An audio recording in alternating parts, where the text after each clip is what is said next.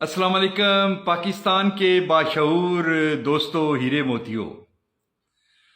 आज की मेरी पोस्ट जुडिशरी के हवाले से है। वो जुडिशरी जो दुनिया के 136 में से 126 ममालिक में दर्जे के लिहाज से है। दोस्तों, हम इंसान हैं, हमसे गलतियां हो सकती हैं। दो तरह की गलतियां होती हैं जिंदगी में। एक गलती होती है दानिस्ता और एक गलती होती है नादानिस्ता।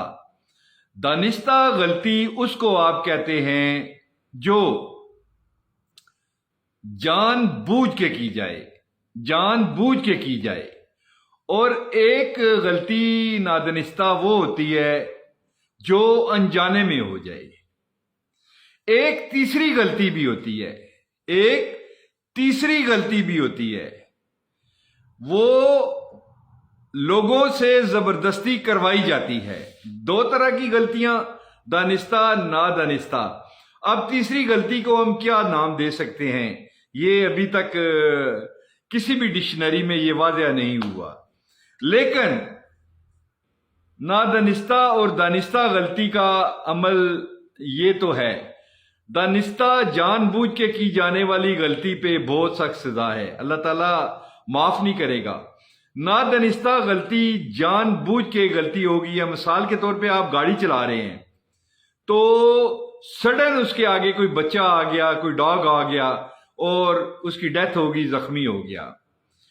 आप सीढ़ियां चढ़ रहे हैं तो सडन सीढ़ियां स्लिप होती हैं, टूटती हैं, जो भी हैं, और आप जख्मी हो जाते हैं। या कोई आपके हाथ में कोई चीज है टूट जाती है, तो ये नादानिस्ता गलती होती है। एक होता है दानिस्ता गुनाह होता है, एक होता है नादानिस्ता गुनाह। दानिस्ता गुनाह वो होता है जो जानबूझ के किया जाए, किसी का मर्डर किया जाए, किसी को कत्ल किया जाए, किसी की चीजें लूट ली जाएं, किसी के घर में घुस के रेप किया जाए, ये होता है दानिस्ता।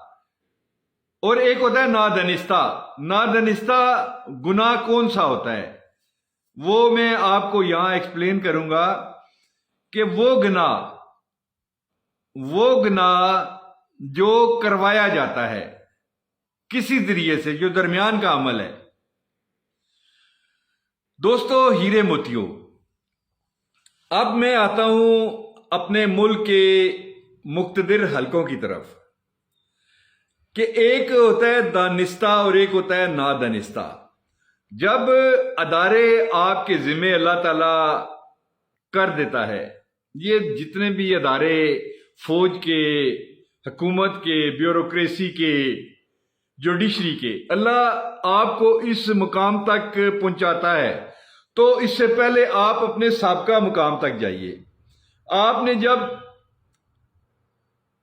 कॉलेज स्कूल लाइफ के अंदर तालीम हासिल की होगी, जब आप सोच भी नहीं सकते थे कि मैं जर्नल बन सकता हूं, मैं इस मुकाम पे आ सकता हूं।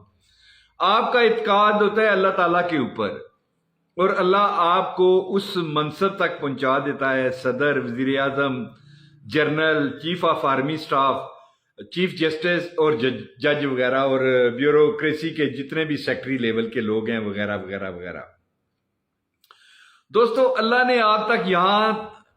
आपको यहां तक पहुंचा देता। हम मुसलमान है ना, हमारा ईमान है, लेकिन इसके बाद असल इम्तिहान आप लोगों का शुरू होता है कि आप लोग अपने इस इक्तदार को जो अल्लाह ने आपको दिया है उसको किस हद तक दानिस्ता और नादानिस्ता गुनाह में तब्दील करते हैं या किसी और पैराए में लेके जाते हैं।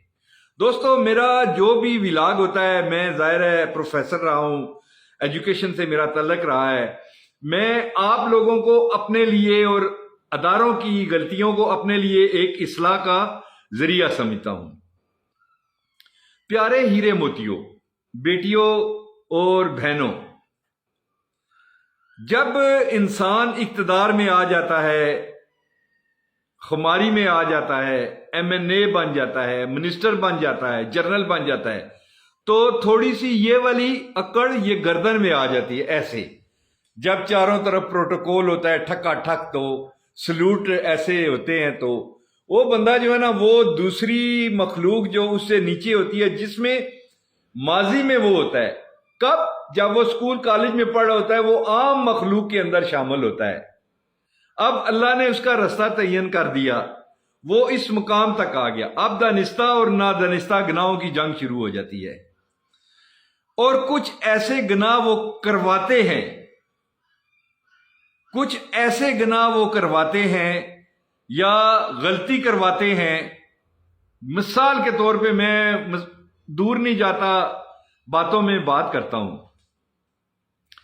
شاید ہم یہ سمجھتے ہیں اقتدار میں آنے کے بعد کہ ہمارا ہر دن جو ہے نا ہماری اپنی مرضی کا ہوگا، اللہ کی اس کے اندر کوئی مرضی نہیں ہوگی۔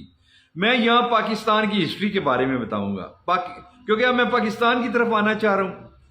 پاکستان کے اندر جتنے بھی لوگ برسر اقتدار آئے، قائد اعظم کے جیب کے کھوٹے سکوں سے لے کے جتنے بھی وزیر اعظم جرنیل آئے، ایوب خان آیا، اب وہاں دو مارکے شروع ہوئے، فاطمہ جناح کا اور ایوب خان کا۔ اب سوسائٹی نے دو چیزیں دیکھی، اہل اقتدار اور پست اقتدار کے لوگوں کے بارے میں۔ وہ لوگ جن کے پاس کوئی اقتدار نہیں تھا، ان کو بذریعہ ہک اینڈ کروک اپنی امپلیمنٹیشن کی گئی۔ اب یہاں رکتے ہیں، وہ لوگ جنہوں نے یہ عمل کیے وہ کہاں ہیں؟ جنہوں نے فاطمہ جناح کے ساتھ عمل کیا، جنرل ایوب وہ آج دنیا میں نہیں ہے، آج اس کا بیٹا گور ایوب بھی دنیا سے چلا گیا۔ یہ مکافات عمل ہے۔ کیا آپ سمجھتے ہیں کہ اللہ تعالیٰ نے ان لوگوں کو چھوڑ دیا ہوگا؟ نہیں چھوڑا ہوگا۔ یہ مکافات عمل ہے لوگوں کے لیے، لیکن ہم سبق نہیں سیکھتے۔ پھر آئیے ذوالفقار علی بھٹو کے اوپر۔ ذوالفقار علی بھٹو بھی ایک مارشلائی آدمی تھا۔ اس نے اپنے لیے ایک فوج FSF علیحدہ، فیڈرل سیکورٹی فورس علیحدہ آرمی کے ساتھ مل کے، آرمی سے ہٹ کے تیار کی تھی، جن میں باقاعدہ جرنیل تھے، اس نے اپنی مرضی کے بنائے تھے اپنے تحفظ اقتدار کو مضبوط کرنے کے لیے۔ لیکن امریکہ کو ایک آنکھ نہ بھایا۔ رضا شاہ پہلوی کتنا بڑا ایران کا شہنشاہ تھا، وہ فارغ ہو گیا۔ انور سادات فارغ ہو گیا۔ یہ ہسٹری میں آتے ہیں۔ اب پاکستان میں کر رہا ہوں، اب پاکستان کے اندر جنرل مشرف کدھر گیا؟ مکے دکھانے والی سرکار۔ بے نظیر بھٹو کدھر گئی؟ اس کے بعد آپ دیکھتے جائیں جتنے بھی لوگ اقتدار میں تھے وہ سب فارغ ہوتے گئے۔ اب آ گیا ہمارا دور جو ماضی بننے جا رہا ہے، جو ماضی بننے جا رہا ہے، جن میں لوگ ہمیں اچھے انداز سے بھی یاد کریں گے اور غدار کے نام سے بھی یاد کر سکتے ہیں اور کچھ اور طریقے سے یاد کر سکتے ہیں۔ یہ نسل در نسل ایک سلسلہ چلتا آئے گا، لیکن ہم عبرت حاصل نہیں کرتے۔ اس دور کے اندر جس طرح مشرقی پاکستان علیحدہ ہوا، سیم وہی کنڈیشن پاکستان کے اندر ایک لاگو کر دی گئی۔ گھروں سے بچیوں کو اٹھایا گیا۔ آج تک لڑکیاں جیل کے اندر ہیں۔ ایک شخص جس کے اوپر کوئی پرچے مقدمے نہیں ہیں، ان پہ جھوٹے مقدمات اور پرچے بنائے گئے، کوئی بھی زائد بکر ہو شخص۔ اس کے بعد ایک انہی عدالتوں کے ذریعے جو ان کو تحفظ دے رہے ہیں، انہی کے ذریعے ان کو لائن کھڈے کیا گیا، ان کو اقتدار سے ہٹایا گیا، ان کو 50 روپے سٹامپ پہ باہر بھجوایا گیا۔